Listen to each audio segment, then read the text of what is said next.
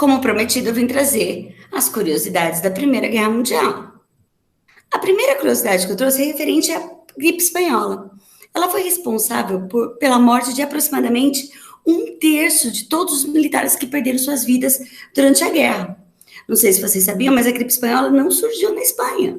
Ela surgiu nos Estados Unidos. Mas como a Espanha era um país neutro na guerra, ela conseguiu perceber que as pessoas estavam morrendo por uma gripe diferente, né, do que estavam habituadas. E como ela foi a primeira a relatar essa gripe, ficou o nome de gripe espanhola.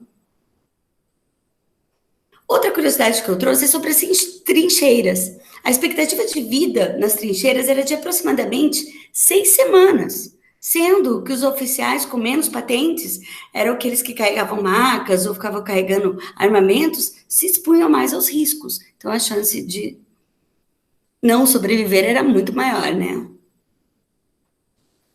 Sabe-se também que aproximadamente 6.000 homens morriam todos os dias durante a guerra. Todas as semanas eram enviadas 12 milhões de cartas aos soldados. E com a Primeira Guerra Mundial deu início ao desenvolvimento da cirurgia plástica, né, e dos primeiros bancos de sangue. Uma outra curiosidade que eu adoro contar é essa do Natal. Em dezembro de 1914, soldados da Força Expedicionária Britânica ouviram soldados alemães que estavam entrincheirados na França cantando hinos natalinos, né? E viram que os seus oficiais haviam colocado pequenas lanternas nas árvores, como se fosse uma árvore de Natal. Os homens de ambos os exércitos começaram a trocar mensagens. E no dia seguinte, eles se encontraram, né? Declararam uma trégua, informal, e passaram o dia na companhia dos outros. Durante essa trégua, eles trocaram presentes, jogaram futebol e tiraram até algumas fotos juntas. Eu trouxe aqui uma foto que eles tiraram nessa trégua. E eles jogando futebol. Será que a Alemanha era tão forte quanto ela já foi? Não sei, né? Porque isso aí me lembrou algum 7-1. Não foi uma memória muito boa, não. Mas foi um jogo entre alemães e ingleses. A Batalha de Somme foi um dos conflitos mais sangrentos da história. Ela resultou na morte de 1 milhão de pessoas. O que eles fizeram?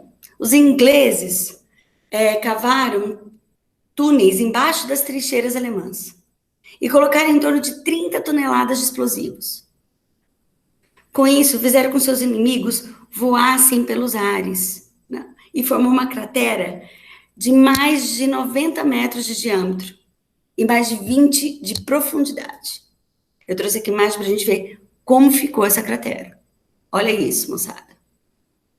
Do alto, ó, dá para a gente visualizar melhor. Diziam que voavam alemães. Uma outra curiosidade é que não existia máscaras eficazes contra gases tóxicos no início da guerra, e a única proteção dos soldados era um pano, muitas vezes até trapos velhos. A gente pode ver se aqui ele deu uma improvisada para usar como máscara, mas essa máscara já é um pouco mais aperfeiçoada, e bom que tem para o cavalo também, né, tadinho? Achei o máximo essa foto.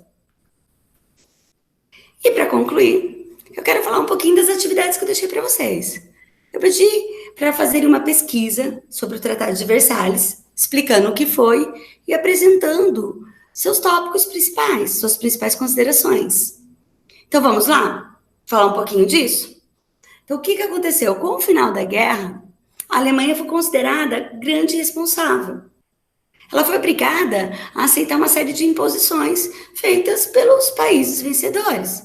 A primeira era o reconhecimento da independência da Áustria. A segunda foi a devolução dos territórios da Alsácia-Lorena à França, que eram aquelas regiões que eles já tinham disputado. Os alemães tiveram que pagar aos países vencedores, principalmente França e Inglaterra, uma indenização pelos prejuízos causados durante o conflito. Esse valor foi estabelecido em 269 bilhões de marcos. Eu li recentemente uma reportagem dizendo que eles terminaram de fazer o pagamento dessa dívida em 2010. Ocorreu a proibição do funcionamento da aeronáutica alemã. Eles também não teriam que ter um exército reduzido para, no máximo, 100.000 soldados. Não podiam ter fábricas de tanques e armamentos pesados. E a marinha deveria ser reduzida a 15 mil marinheiros, 6 navios de guerra e 6 cruzadores. Essa charge representa bem como foi a imposição do Tratado de Versalhes para os alemães. Qual o grande ponto negativo disso? Gerou um sentimento de revanche que vai levar à Segunda Guerra Mundial. A segunda atividade que eu deixei lá era do livro, que tinha a seguinte pergunta: qual a relação entre o imperialismo e a Primeira Guerra Mundial?